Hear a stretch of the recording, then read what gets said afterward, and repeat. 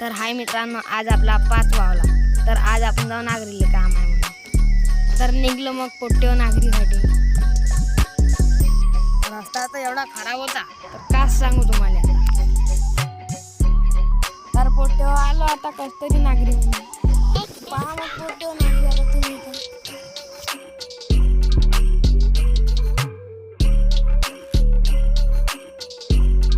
तर मग आलो आता दुकानामध्ये, आपल्याला काम होतं म्हणून. तर मग गाडीवर उतरलो आणि गेलो मग दुकानात.